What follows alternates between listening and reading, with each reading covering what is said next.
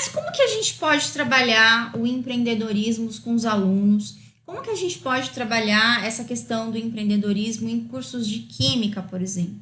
A gente tem duas abordagens, uma abordagem indireta e uma abordagem direta. O que é uma abordagem direta? Normalmente, como é dado num curso, por exemplo, de administração ou até num curso de publicidade, marketing, enfim, né? O que é a abordagem direta? É você trabalhar o que é empreendedorismo, como que eu monto um modelo de negócio, toda aquela teoria por trás, né? Normalmente você tem uma disciplina lá, empreendedorismo, e aí vai aprender todos os conceitos e tudo mais. Existem universidades que têm já o empreendedorismo como disciplina, tá? E como uma disciplina pura mesmo, né? E muitas vezes, quem está trabalhando essa disciplina, ele não tem uma relação direta com a química, aí que começa a ter um certo problema, né? Eu falo de química em relação a você estar aplicando o empreendedorismo no curso de química, mas o empreendedorismo, na realidade, vocês vão ver, até essa ideia empreendedora está no BNCC, então isso é uma necessidade da gente desenvolver em todos nós. Mas a questão é, às vezes, quando você tem alguém que está te mostrando isso, mas não tem uma relação direta com a nossa área de atuação, acaba ficando um certo distanciamento.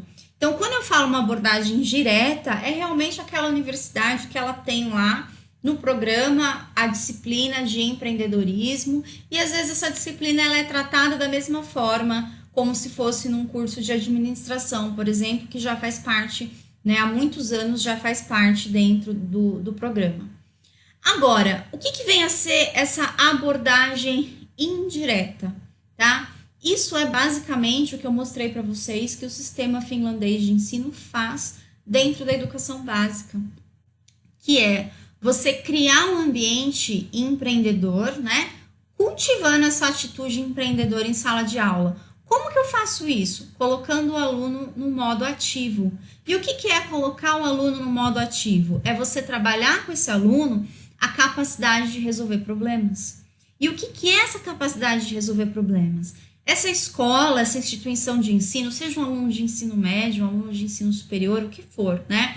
A instituição de ensino onde esse aluno faz parte, né? O local que esse aluno faz parte, está inserida num bairro, né? Quais são as características desse bairro? Quais são os problemas desse bairro? Quais são os problemas da comunidade local? Ou seja, a gente vai trabalhar um problema que tem uma relação direta com essa realidade do aluno. Ou seja, a escola, a universidade, ela é uma parceira da sociedade.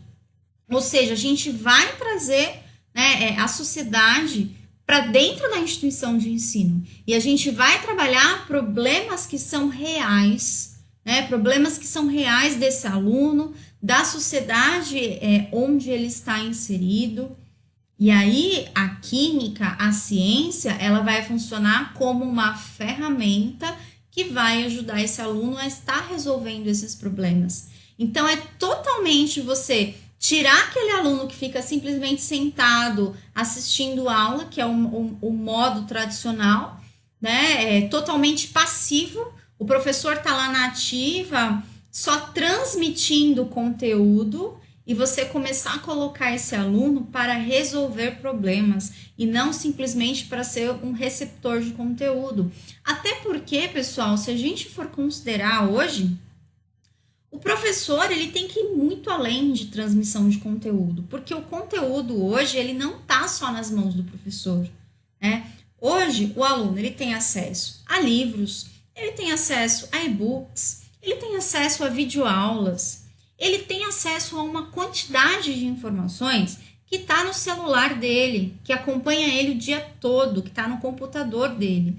Então, essa questão de, no passado, praticamente todo o conhecimento estava com o professor. Não tinha Google para a gente ir lá pesquisar a informação que a gente não sabia, né? O máximo que a gente tinha era as enciclopédias, né? A Barça aí eu, quando era criança, era a Barça que a gente tinha para consultar. Né? Eu fui ter acesso à internet aí já no ensino médio, por exemplo. Mas hoje o professor ele não pode ser só um transmissor de conhecimento. Muito pelo contrário, ele tem que motivar os alunos, né, a trabalhar de uma forma mais ativa, tá? E não de uma forma passiva, porque o conhecimento, o acesso à informação, tá em todo lugar, tá? E o aluno tem ali o celular com ele, todos nós temos, né? No celular a gente consegue ter a informação que a gente quer o tempo todo. Hoje você consegue assistir uma aula, né, que tá uma aula na Universidade de Harvard, por exemplo, eu consigo acessar isso pelo YouTube, eu não preciso estar lá em Harvard para ter acesso. Eu sei que não é a mesma coisa de você estar ali, mas você tem a informação. No passado nós não tínhamos isso. Então, uma simples transmissão de informação não pode ser só a nossa aula, né? É trabalhar em cima de projetos e aí sim o conhecimento vai sendo ferramentas para estar executando esse projeto. E aí esse aluno vai ter muito mais motivação para estar trabalhando em cima disso. Então, isso é extremamente importante. A gente precisa começar a trabalhar uma abordagem, muitas vezes, indireta. Não, se eu não tenho uma disciplina de empreendedorismo na minha universidade, na escola, não tem problema. Eu posso trabalhar essa mentalidade com o aluno se eu tenho um problema para ser resolvido. Ou seja, eu preciso fazer com que ele enxergue que problemas são oportunidades e são problemas que estão inseridos no mundo desse aluno, né? Porque aí você começa a trazer motivação. Aqui eu coloquei para vocês um exemplo, tá?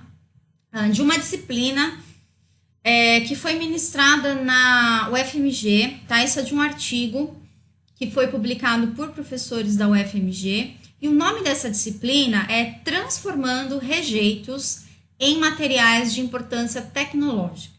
Essa disciplina, ela fazia parte, não sei se ainda faz hoje, tá? Mas no momento que esse artigo foi publicado, essa disciplina, ela fazia parte do curso de Química Tecnológica da universidade, tá? Veja o nome da disciplina, Transformando Rejeitos em Materiais de Importância Tecnológica. Ou seja, qual era o objetivo da disciplina, né? Trabalhar esses rejeitos, né? Tudo isso que era descartado, que trazia todo um impacto ambiental para, né, materiais que tinham importância. Então, vejam aqui, a própria disciplina, ela já tem um espírito empreendedor, porque, de certa forma, eu já vou começar a trabalhar com os alunos essa mentalidade, essa capacidade de resolver problemas. E essa disciplina, olha, ela está dividida em 3 módulos, né? Ó, primeiro módulo, discussão dos principais rejeitos gerados na nossa sociedade. Então, olhem aqui, a disciplina está totalmente aplicada à sociedade, ao ambiente local ali do aluno. Eu não estou falando se eu estou em Minas Gerais, eu não estou falando dos rejeitos que foram gerados em São Paulo, estou falando dos rejeitos que estão gerados ali, onde a instituição de ensino está inserida. Tá? Então, quais eram os objetivos? Né? Ó, conhecer os principais rejeitos, abordando aspectos industriais, ambientais e econômicos relativo à geração da reciclagem desses rejeitos. E o segundo módulo, ó, discussão dos processos de reciclagem de alguns rejeitos. Selecionar alguns rejeitos e avaliar os aspectos técnicos, econômicos e de logística envolvido na cadeia de reciclagem. E a etapa 3, ó, escolha pelos grupos, né, de um rejeito específico. Então, os alunos aqui, eles iam escolher esse rejeito, tá, e trabalhar, né, no sentido de recuperar esse material, transformar em materiais que eram de uso, né, de importância dentro da tecnologia, tá? Então, o objetivo, né, ó, considerar um processo específico de reciclagem conhecido ou completamente novo para produzir um produto específico. Então, vejam que interessante. Se eu aplicar essa disciplina numa outra região, vocês podem ter certeza que ela vai ser completamente diferente. Porque a ideia da disciplina é você trabalhar um problema local, da onde aquela instituição está inserida. E a gente vai trabalhar o quê? Recuperação de rejeitos, tá? No final dessa aula, eu coloquei o artigo ali para vocês que foi retirado, vocês podem depois estar acompanhando, E um dos pontos chaves é como que os alunos se motivaram a trabalhar em cima desse projeto, tá? Precisa ser um projeto como esse? Não necessariamente, mas precisa trabalhar com projetos que estejam dentro, né, do mundo, da realidade desses alunos, tá? Então, a própria disciplina, ela é totalmente prática aqui, né? Então, os alunos, eles estão trabalhando para resolver um problema local. Então, eu não preciso necessariamente inserir uma disciplina puramente de empreendedorismo e trabalhar lá a teoria do empreendedorismo e tudo mais. Não é isso. Mas eu posso colocar uma disciplina que esteja inserido esse espírito, né? Que na prática, para que o aluno consiga participar dessa disciplina, ele vai desenvolver esse lado empreendedor. Então, veja, a gente tem um problema aqui. Que problemas são esses? Existem rejeitos na cidade. Isso é um problema, tá? E ao invés da gente ficar reclamando desses rejeitos, a gente vai o quê? A gente vai começar a trabalhar para converter esses rejeitos em algo útil, tá? Isso é pensar como empreendedor. Problema não é problema. Problemas são oportunidades disfarçadas. E o empreendedor, ele vai colocar o conhecimento dele em ação para estar resolvendo isso. Não pode ser uma pessoa só teórica, é uma pessoa que vá para ação, tá?